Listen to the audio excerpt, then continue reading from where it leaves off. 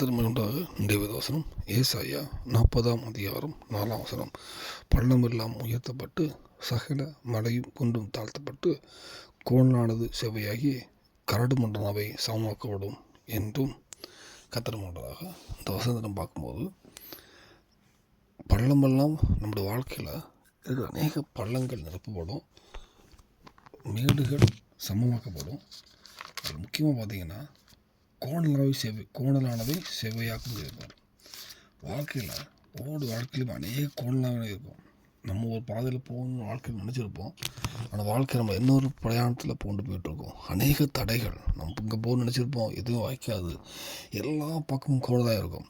ஆனால் கர்த்தர் முன்பாக செல்வாரானால் நம்மளோட கோணலானவை செவ்வாயாகும். இந்த வேளையில் நம்ம கர்த்தர் முன்பாக செல்ல அர்ப்பணிப்போம். வாழ்க்கை எந்த சுச்சுவேஷனில் நீங்கள் எந்த கோணல் இருந்தாலும் சரி, எத்தனை கோணல் இருந்தாலும் சரி, கர்த்தர் முன்பாக செல்வார்னால் எல்லா கோணலும் செவ்வையாகும். உங்கள் பாதை ஒரு தெளிவான பாதையாக இருக்கும். ஆவிக்குரிய விஷயத்திலும் சரி, உலக காரியத்திலும் சரி, எந்த காரியத்தில் இந்த வேலையை நம்ம கற்றுட்டு அர்ப்பணிப்போம். ஏதாவது காரியத்தில் வாழ்க்கை கோணலாக அநேக தடையாகவும் இருக்குமானால் ஒரு விஷயம் நம்ம அர்ப்பணிப்பு கத்தட்ட அவர் முன்பாக செல்வானால், என் சமூகம் உனக்கு முன்பாக செல்லும் மோசையோடு சொன்னது போல அவர் முன்பாக செல்வானால் சகல தடைகளும் சகல கோணலானதை செவ்வையாக்கி இந்த பூமியிலும் சாட்சியோடு வாழ்க்கை தருவார். அர்ப்பணிப்போம். தேவன் விஷயம் அமையும்.